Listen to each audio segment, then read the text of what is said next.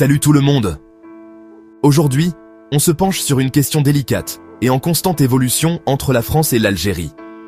Récemment, la France a fait un geste diplomatique significatif envers l'Algérie, visant à apaiser des relations très tendues. Mais que se passe-t-il réellement? Selon diverses sources, la France aurait proposé une liste de ressortissants algériens au profil sensible pour une éventuelle expulsion. Il s'agit potentiellement d'un test de la volonté de l'Algérie de coopérer sur les questions de sécurité et de migration. Nicolas Pouvreau-Monti, directeur de l'Observatoire de l'immigration, a mis de l'huile sur le feu en déclarant sur CNews qu'il y a plus d'Algériens incarcérés en France que de ressortissants de tous les autres pays de l'UE réunis. Une déclaration pour le moins audacieuse.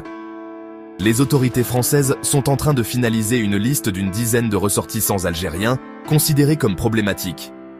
Le ministre de l'Intérieur, Bruno Retailleau, a informé le président Emmanuel Macron de cette décision.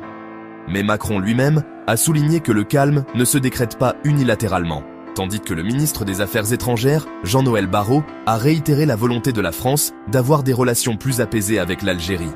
Ces tensions diplomatiques ont des racines profondes, remontant à l'époque coloniale, et ont été récemment exacerbées par des incidents tels que le soutien de Macron aux revendications marocaines sur le Sahara occidental et diverses arrestations et attaques.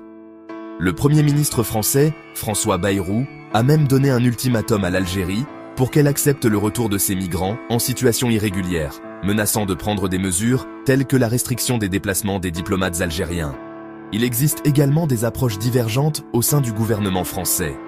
Certains privilégient une position ferme sur l'immigration, tandis que d'autres penchent pour la diplomatie.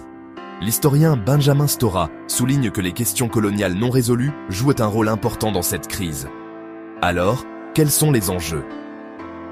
Des relations tendues pourraient avoir un impact sur les liens économiques et énergétiques, la coopération en matière de sécurité et affecter la vie de milliers de personnes ayant des liens avec les deux pays. Des entreprises françaises, comme Renault, ont déjà ressenti les effets négatifs de ces tensions. La communauté algérienne en France est divisée. Certains craignent des politiques plus strictes, tandis que d'autres espèrent des mesures plus justes issues d'un dialogue renouvelé.